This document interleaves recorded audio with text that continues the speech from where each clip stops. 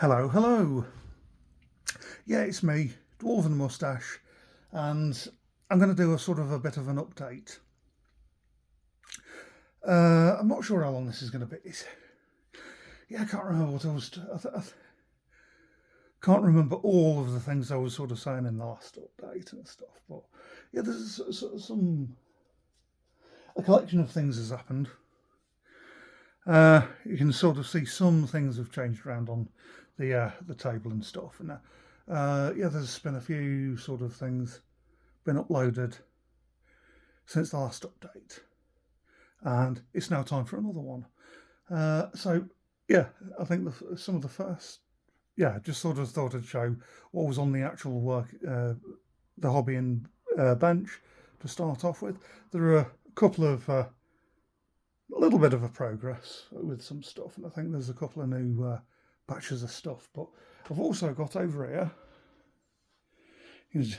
brief glimpse under the work table, because I had got.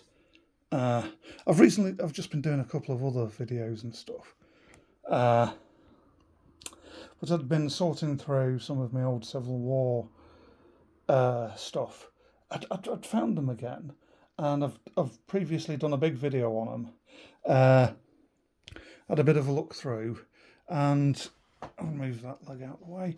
I couldn't find all of them. I'm going to have a bit more of a look, and I'll do a bit more of an update. But I've been doing some research and stuff, and it's I'll do sort of a brief passover and stuff. And but yeah, these guys are they are the Warlords games plastics for pike and shot, and I remember getting the it was the For King and Country rule set, the box set, and it came with the rule book and stuff. And I got the specific English Civil War supplement when that came out a couple of years later and stuff. And it's well, yeah, these are generally prepped for painting. It's because yeah, specifically with these, I'm sort of getting into using metals a bit more, and I'd had a bit of a look around, and yeah, I sort of wanted to do something, a force that was at least basically a recreation of some of the local historical forces. So I've been doing a bit of research with stuff. Yeah, and it's I think we're going to be doing some of Sir Henry Hastings's royalist forces, because yeah, though he was a royalist, he seems to have been a generally much nicer person than the uh, yeah than the his parliamentarian counterpart John Gell. Uh, he seems John Gell seems to have he was an excessively ruthless businessman before the Civil War, and then during he managed to him and his cavalry commander never got on because John Gell kept taking credit for his cavalry commanders Saunders. Yeah, taking credit for all of his victories and stuff, and it was just sort of. And around here, his main base of Derby just had a series of ditches and yeah, stakes and ditches and stuff, and it was just sort of yeah. You could at least do a wood palisade around, uh, yeah, but he never did. But I think Henry Hastings he was berated for never taking Derby, despite the fact it never having any proper fortifications. But he generally seems to have been a sort of a more likable of the uh, person of the two, despite being a royalist. But then again, uh, Cromwell basically turned out to be, in essence, Stalin in a curly wig, warts and all. So, but he did lay the foundations. He did sort of coalesce the template for a modern, a modern parliament. Sort of coalesce government practices and stuff. Even if part of those practices were he wasn't paying the troops properly and they formed the levelers. Yeah. Anyway, but yeah. But yeah, so I've been looking at some of the local history. Yeah, it's one of those things I'd sort of much prefer than getting metals and stuff. This is sort of an update of this project in particular. Just over on the desk, I've got some. Those are dismounted dragoons from Warlord. They're all metal, and the mounted dragoons. The riders are metal on Warlord plastic horses. And I'm partway through painting both of them. I'm concentrating on the dismounted dragoons out of the two units because I know I definitely want to keep them. Yeah, I've been looking into some alternate metal manufacturers, and I know there's Bicorn Miniatures. There is First Cordu, very reasonably priced and very nice quality models as well. They do unit packs as well. First Core, that is. And then there's Bloody Miniatures, and they seem to be, the best quality. And yeah, they seem to be the best quality miniatures. But they're a bit, you pay what you pay for the quality. So yeah, they're great for skirmish games and stuff, or if you're rich. Yeah, but yeah, they've just apparently roughly about now, as of filming, Bloody Miniatures have started a Kickstarter because that's sort of how they've sort of released a lot of the stuff before. They've done batches of Kickstarters. They'll probably do 20 miniatures in a batch of Kickstarter, in a batch as a Kickstarter, and they've done the Night Watch, and they've done other musketeers in the square smocks and stuff. But they as of filming, they are getting ready to. I'm not sure if they've just released it or they are about to, sort of quite soon, but they're doing the gunpowder plot. So they're doing a little bit before the English Civil War, but it's Guy Fawkes and all that, and his conspirators. They're doing them, so we're getting those as a batch, and it's all an interesting period, and yeah, but yeah, yeah. But that's. I want to try and do a few yeah. It's like even with Henry Hastings, I've been reading up on. He'd gone into Loughborough to get his commission, but then parliamentarians, I think, arrested the sheriff of Loughborough. So all the vast bulk of the commissioning body. So all the commissions were invalid. And Henry Hastings had already tried to raise troops. So he got labelled a rebel by the parliamentarian forces. So he raised his own army from Derbyshire miners, because between Leicester and Derby, there's a couple of coal fields and stuff around. You have to go through southern part of Nottinghamshire and stuff, and there's a few bits of coal mining areas and stuff around there. So he turned up with because I was looking at some of the trained bands for. There's a lot to do with the London trained bands. Not all of them had red uniforms, but a lot of them did have the buff, sleeveless buff coats, basically just sort of a big sleeveless leather waistcoat with, yeah, the buttons all the way up the front from the knees and stuff. But yeah, usually they'd be given one of them. But there's a fair amount to do with the London uh, trained bands, but there's only snippets here and there that I could find so far from some of the provinces, and it's I think I think in Derby they'd had they used an obscure term. I'm trying to remember.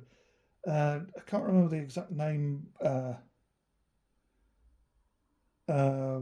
but it's basically an old word for old word for light blue, and the Derby lot had light blue ribbon or bands around their arms.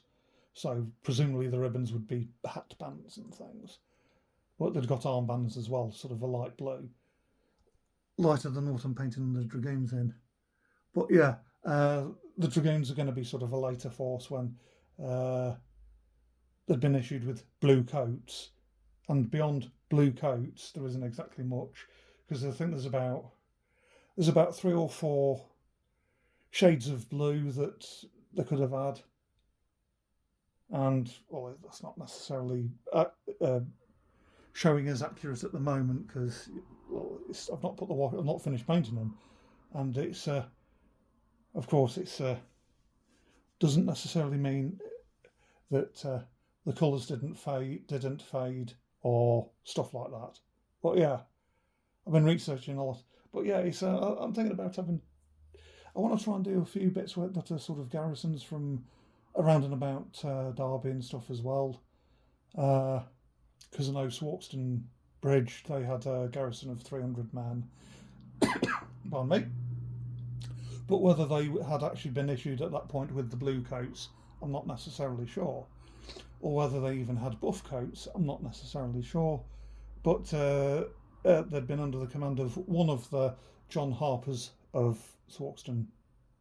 So yeah, yeah, because I think there's about 3, 4, or 5. Uh, there's yeah, and it's just sort of there's John. There's the original John, or is it not John Hopton? Not even John Curzon. But there was Sir John, whose eldest son was Sir John, whose eldest son was Sir John, and all the way down. But yeah, anyway, it's completely slipped my head now. I'll have to try and remember to put it in the description anyway. It's well, yeah, I'd like to try and try and recreate the garrison for that. I'd quite like to try and recreate the Henry Hastings's first uh,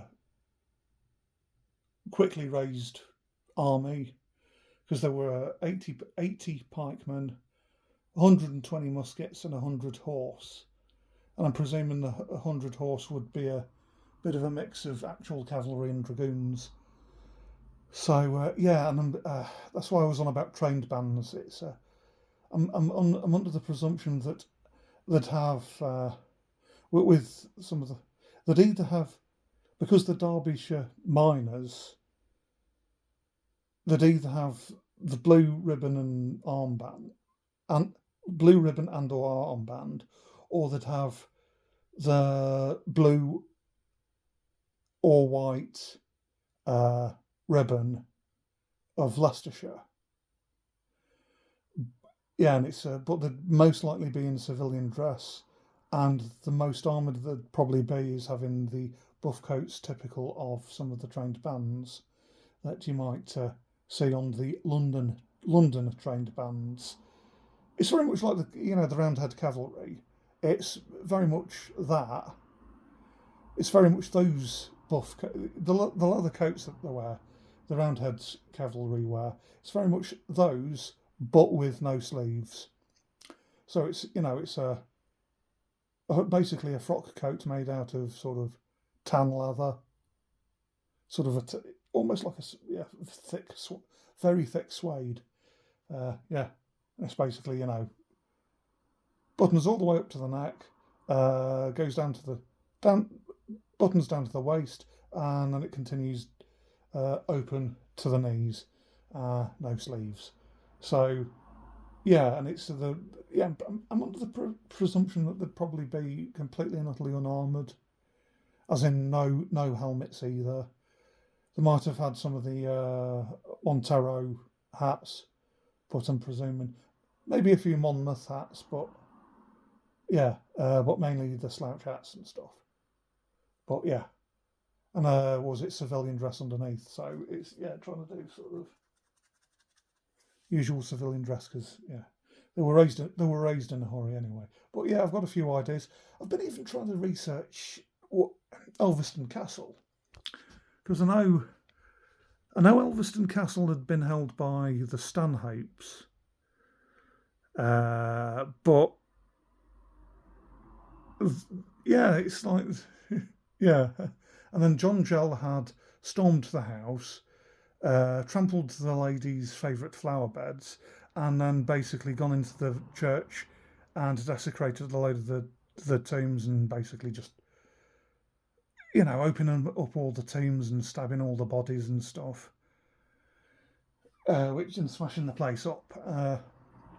But it's sort of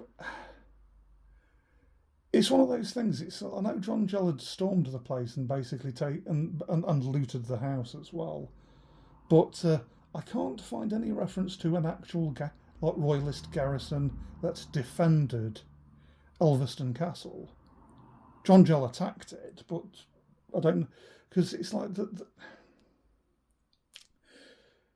the time there seems to have been about there were 10 Stanhopes, and all of them seemed one turned royalist. One turned parliamentarian, and proved to be a coward.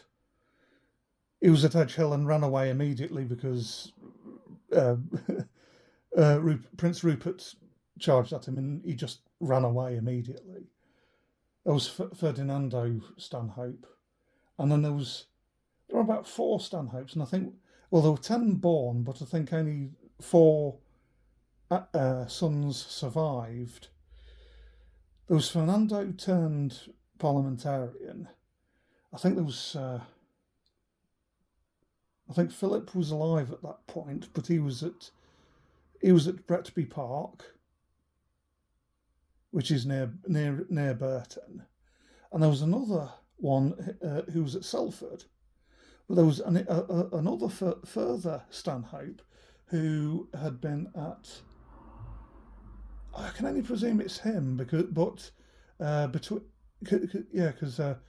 the very towards at the end of we're 3/4 of the way through April, he'd been at the second siege of Lichfield, and before that at Hopton. Got given a command of dragoons,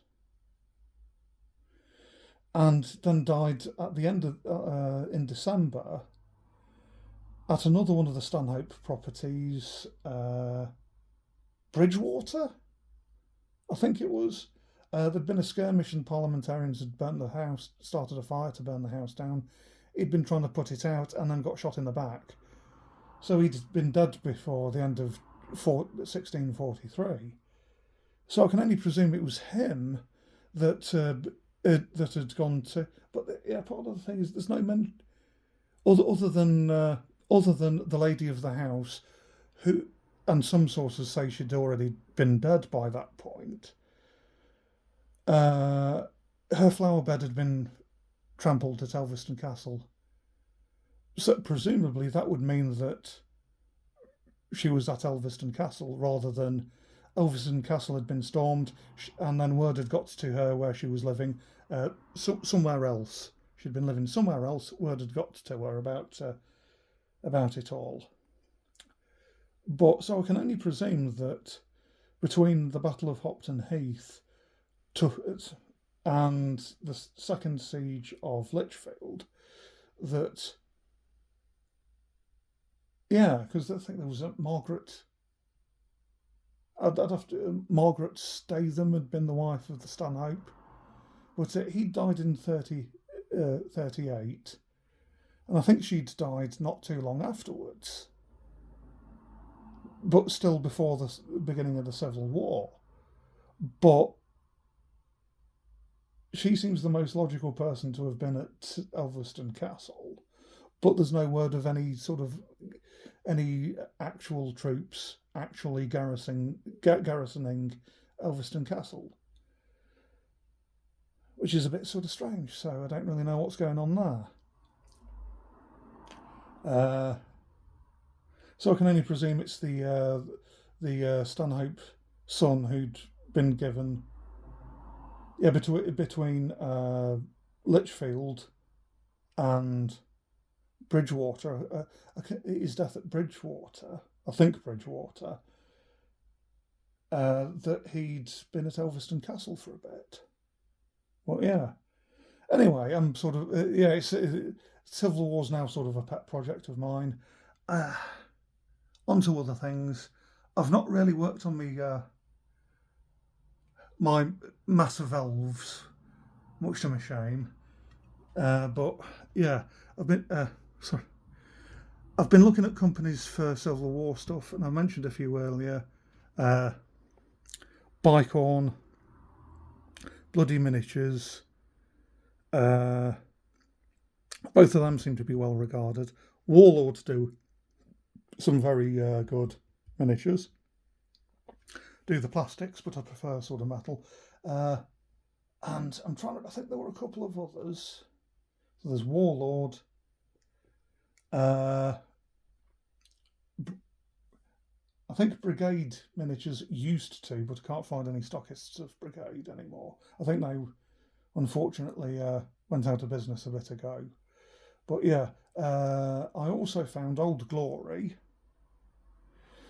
They're quite cheap. I think people describe them as you get what you pay for, and I've had metal miniatures before that are about £1.10 for a metal miniature.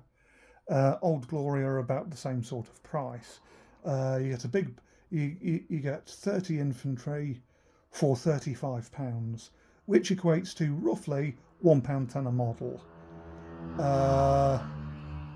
Someone on a moped going past, but yeah, I'd sort of like to try them because I think most of they seem to be a bit sort of, the sculpts it sounds like the sculpts seem fine, but they're probably getting a touch old, and you get a load of flash, and some of the faces look a bit strange. But also, another thing I found out earlier before filming today is that Hinchcliffe are still going. I found in a dusty corner of the internet. I just sort of, I knew. I'll show some stuff off in a few moments. I'll move around to some other stuff. But I know a man that has several of Hinchcliffe, the Hinchcliffe fantasy moulds, and he's still casting those for very reasonable prices.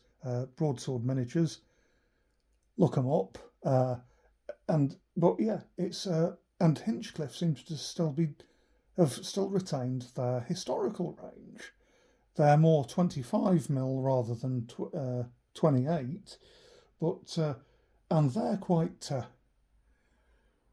There's not very much of there's a modest variety of poses and stuff, but yeah, it's. I think they're good if you're looking for if you're wanting early days of if you're wanting a 70s looking metal army, then yeah, they're pretty good. But yeah, if you're looking for really crisp, high quality, Bloody Miniatures are good. But I think it just all sounds like you'd probably pay for what you get. The first core as well. They do unit packs as well. But yeah, onto some other stuff. I managed to work on some of my gnomes, and these were from Broadsword Miniatures. And well, I'll go over here first. Managed to, I'd got some of these already sorted out, and it was just sort of because these are Mythic Earth models. I'd called them Mythic Cycle before. These are Mythic Earth gnomes. They might have been classified as dwarves, but they're a bit shorter than some to fit in. But yeah, there've been some great sword stuff, and there had been quite a wide range of spear and shield guys. These are going to be gnomes. He's got a quilted Garrison. And then, yeah, I think I've picked one of the, yeah, and some with hand weapons, and some of them look a bit more hobgoblin-ish. But yeah, I'll try and get a slightly different one. Yes, actually, some of these are, I think, Essex gnomes, but out of this big left batch, I think only about 5 of them are. I think this one of the guys I was thinking, no, it's not. So yeah, I've been divvying them up into units. And I'm trying to find a couple of very specific ones. And is this them? No. No. But there is one that looks a bit more like, yeah, it's I sort of I want to get a gnome wizard to finish stuff off.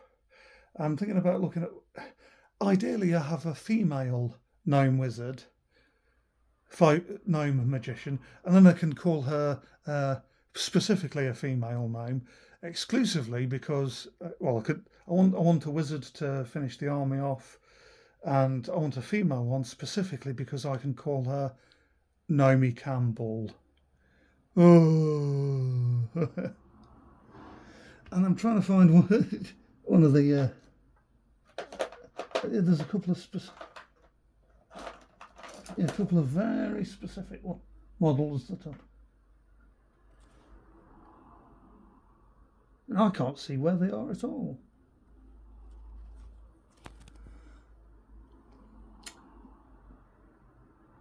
Because a couple of them were.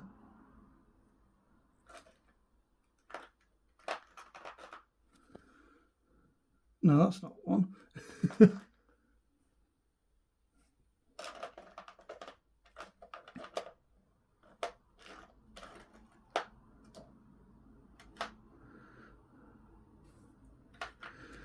That's not. I might as well point at what I'm actually sorting through, because it's this big block here. That's not him. Oh, that's one of the Essex ones.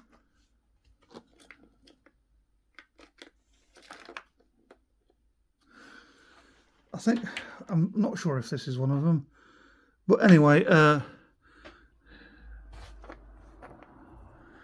well, yeah, the couple of them look quite furious, and of course, one of the ones that have been spending so very long looking for, one of them's going to be the sergeant of that unit, and he looks a bit barbaric.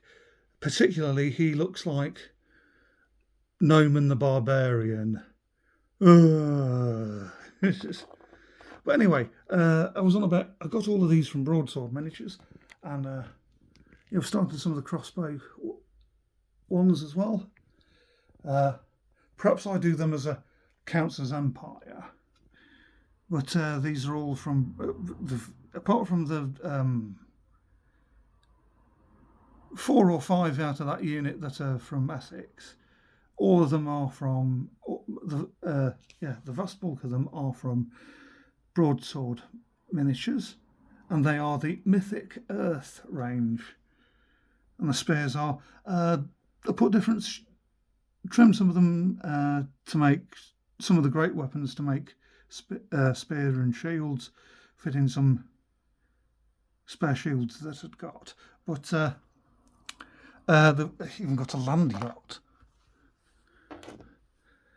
Primed up now, you can't properly see the detail, but not sure how I'm going to sort of use this, but organise my own sail, of course, because I've got the mast and stuff.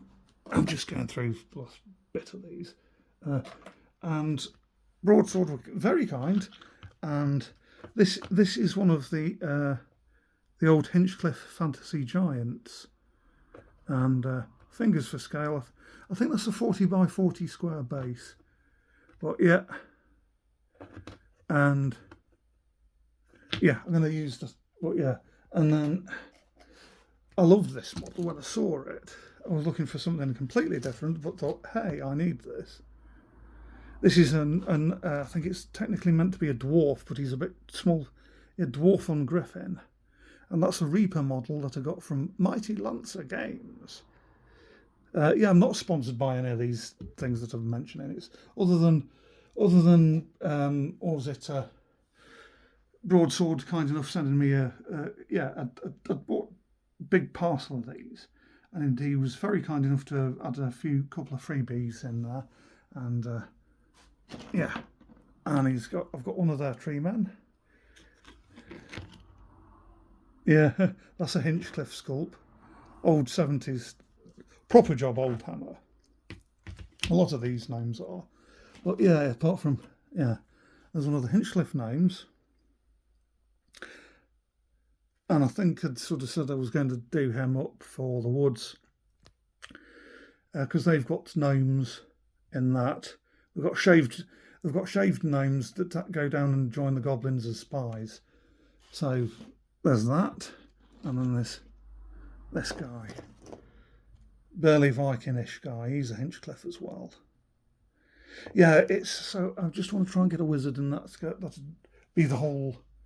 Well, yeah, that'd be these crossbow gnomes, and that tray there, and a wizard to come at a later point.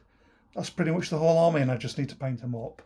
But yeah, I'm really getting into my Civil War at the moment, and it's just sort of, yeah, it's just twiddling my thumbs going, yeah, it's Tom, just yeah, calm down. It's yeah. If only I had a spare large chunk of money that I'd blow on toy soldiers at once. Ah. Well, yeah, there's one thing. I know this, but yeah, but yeah, I've been doing. So I'm basically working on all of these at the moment. I've been keeping in touch with a few other sort of guys, channels and stuff. There are some very good channels out there and stuff. There's Crown and Command Games, and he does a set of podcasts and stuff. He's very good. There's Big Small Worlds. I've always enjoyed him. And there's Outlaw Painting Studio. He changed his name, the channel name for this morning to that. But he started a channel sort of a short while ago, and he's been about modelling and stuff for ages, and I think he's going to the other partisan, and he's going to be doing some videos to start that in preparation for the other partisan, and he's normally with the garage, it's the Garage Goblins gaming channel, and he sort of does more sort of modelling and painting of models and stuff. And up until recently, he was the 40mm wargamer, and he's planning on doing a wide variety of stuff, some fantasy, some historical, different scales and stuff as well. Currently 28mm and 40mm, and future projects are up to him, and he does loads of videos. It's similar to this, but with a steadier camera.